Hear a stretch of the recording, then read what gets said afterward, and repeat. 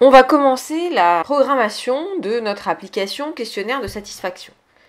Donc si vous êtes là, ça veut dire que vous avez déjà un compte de service Google Fusion Table, vous avez créé un projet en suivant les indications et vous avez créé la maquette de l'écran 1 de notre questionnaire de satisfaction.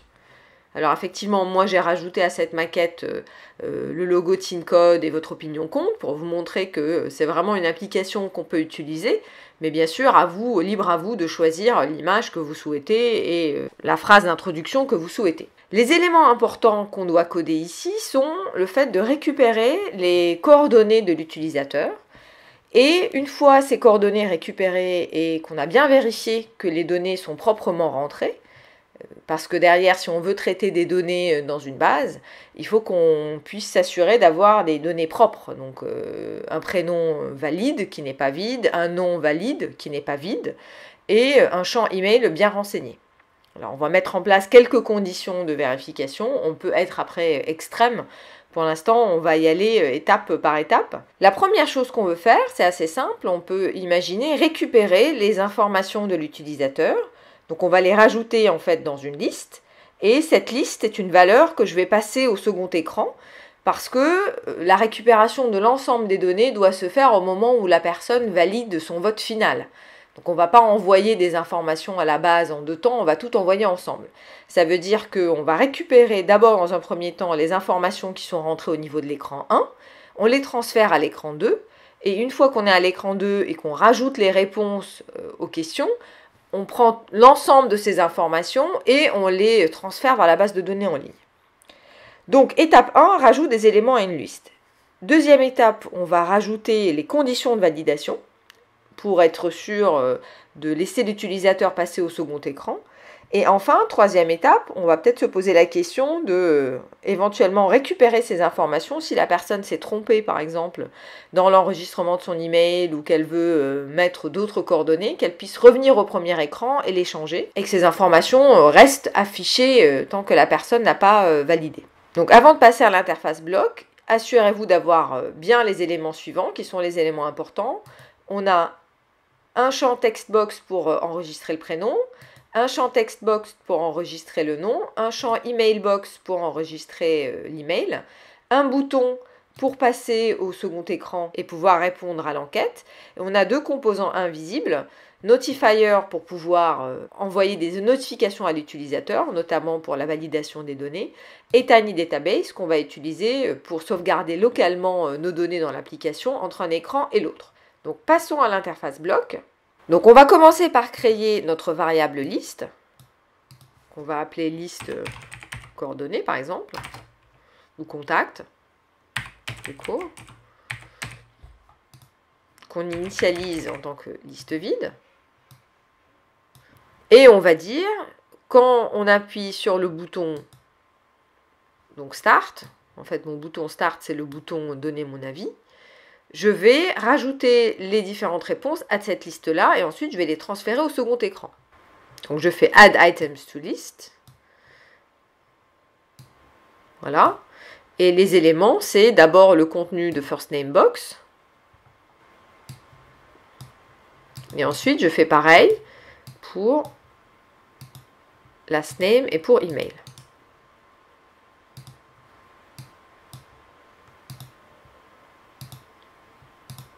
Et ce qu'on va dire également, c'est quand mon écran se ferme, je vais ouvrir un autre écran avec une start value.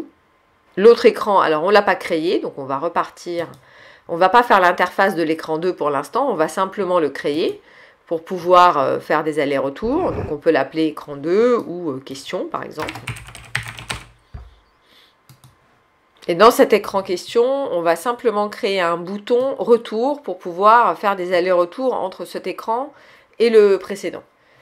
Vous aurez ensuite la création de la maquette du second écran, mais ce n'est pas le sujet pour l'instant. Donc on va l'appeler juste return button. Voilà.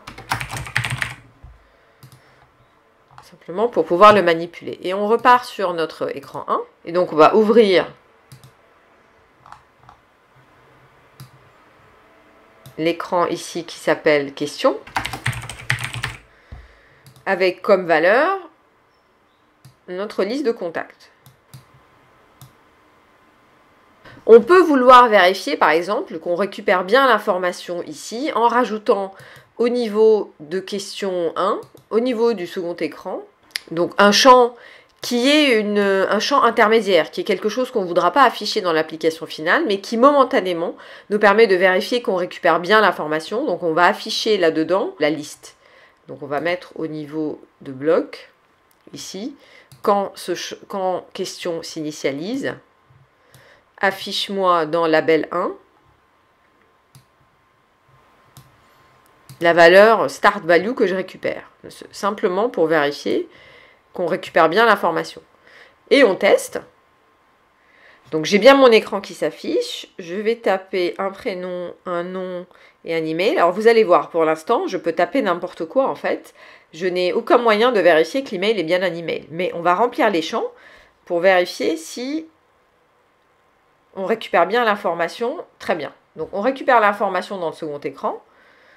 Alors ici, on va rajouter la capacité de retourner. Donc on va rajouter, quand je clique sur Return Button, je vais fermer cet écran-là. Et donc je vais retourner à l'autre écran.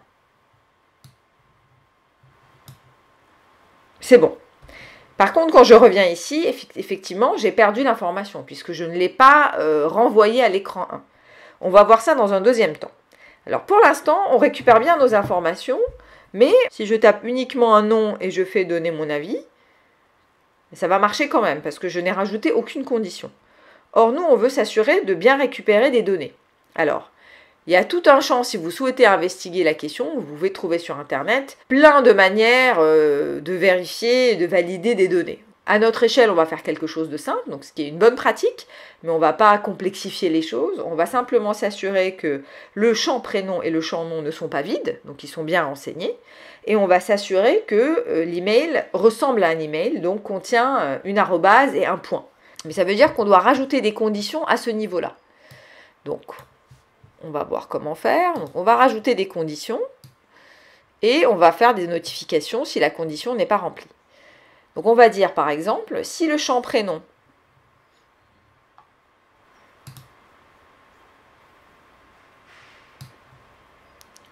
voilà, et donc on va rajouter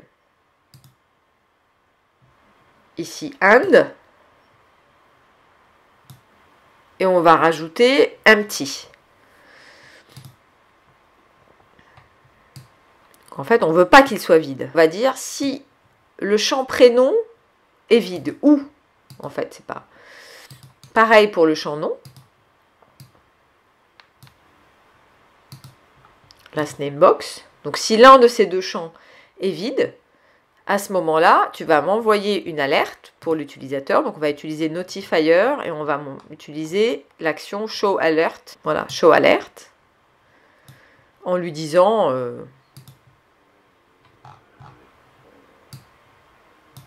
merci de renseigner tous les champs, par exemple. Et sinon,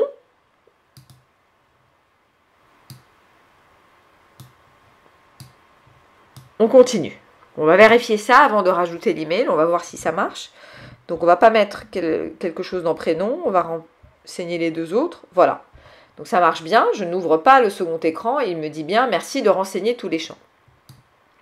Alors, maintenant, on va rajouter la condition pour l'email. Donc, on doit rajouter else if. Avant else.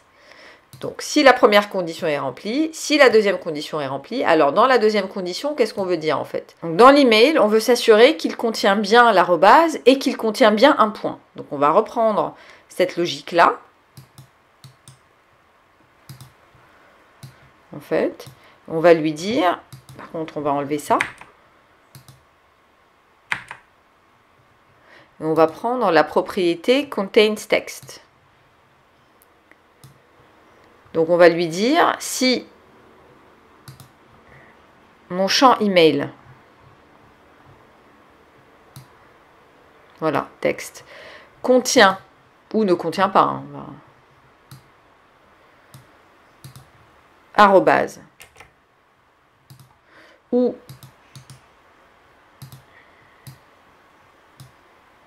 s'il ne contient pas un point. Donc on va rajouter note ici. S'il ne contient pas d'arrobase ou s'il ne contient pas un point, pareil, je refais une alerte en lui disant « Merci de renseigner une adresse mail valide » par exemple.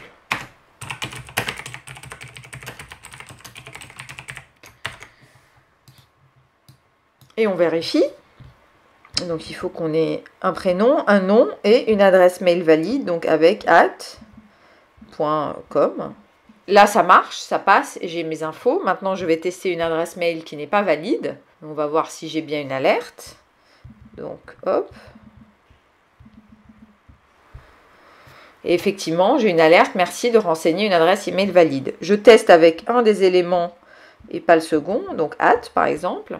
Ah, alors, je me suis trompée, j'aurais dû mettre and et pas or. Vous voyez, donc hop, en fait c'est and. Donc on revérifie.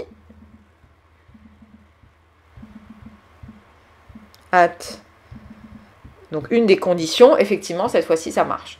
Voilà, donc pour l'email, il faut que les deux soient valides. Donc maintenant qu'on a le fait de renseigner des champs et qu'on s'assure que ces champs-là sont bien renseignés, bien valides, comment faire pour garder ces informations si jamais je passe au deuxième écran et que je reviens pour changer quelque chose? Au lieu que ce soit de nouveau vide et que je doive de nouveau les renseigner, ça peut être bien de récupérer ces informations, qu'elles restent renseignées tant que je suis en train de donner mon avis. Donc pour cela, on va utiliser Tiny Database, comme vous y avez certainement pensé, pour sauvegarder momentanément cette information. On va d'abord enregistrer l'information, voilà, à ce niveau-là. Une fois qu'on a rajouté tous les éléments à la liste, on va sauvegarder la liste. D'accord? On va créer un tag qu'on va appeler contact. Et la valeur, ça va être la valeur de la liste. Et quand l'écran s'initialise, on va récupérer la valeur de Tiny Database. Alors, où est-ce qu'on récupère la valeur de Tiny Database? On va la récupérer dans la liste contact. Logiquement, on doit la récupérer à ce niveau-là.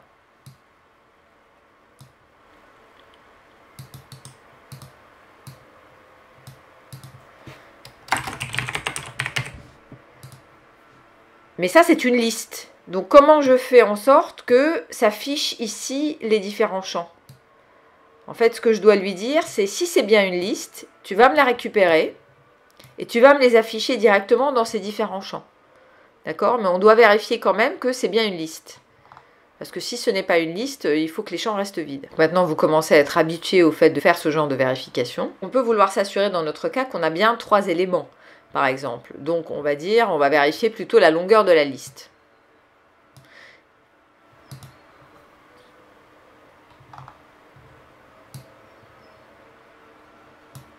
Voilà. Donc, si la longueur de la liste getContact est bien supérieur ou égal à 3, puisque normalement on a 3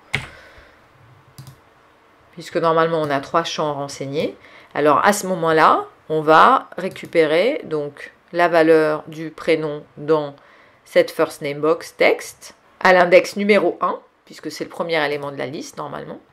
Voilà, donc c'est l'élément numéro 1 de ma liste. Et pareil pour les deux autres. Et l'email, c'est l'index numéro 3. Par contre, on peut imaginer assez vite que, à force de rajouter des prénoms, des noms et des emails, la liste va bientôt avoir une longueur plus importante que 3. Donc comment je fais en sorte de ne récupérer que les dernières informations cette fois-ci? Ce qui nous importe, ce n'est pas de récupérer les premières, mais les dernières. Pour créer une règle simple, en fait, le plus simple, c'est de réinitialiser la liste à cet endroit-là. Plutôt que de créer des règles compliquées, c'est de dire, bah, ici, avant de rajouter mes nouveaux items, en fait, je réinitialise ma liste à 0, à une liste vide. Comme ça, je ne suis sûre de récupérer que les 3 éléments que je viens de renseigner. Voilà. Et on teste pour vérifier. Je donne mon avis. Voilà, je récupère bien mes informations. Et si je reviens en arrière, cette fois-ci, mes coordonnées sont toujours renseignées. Donc, tant que je n'ai pas fini, mes coordonnées sont renseignées. Donc, ça m'évite de devoir tout retaper. Si je veux juste changer, je me suis trompée, je veux donner une autre adresse email, par exemple, ou je veux écrire mon pseudo au lieu d'écrire mon prénom, mais je peux le faire. Alors très bien, donc nous avons maintenant la programmation de notre premier écran. On va passer maintenant à la programmation du second écran pour voir comment programmer les réponses aux questions et récupérer surtout tout ça dans une base de données en ligne. Avant de faire la programmation néanmoins, vous devez créer la maquette du second écran, donc vous avez toutes les indications dans le cours.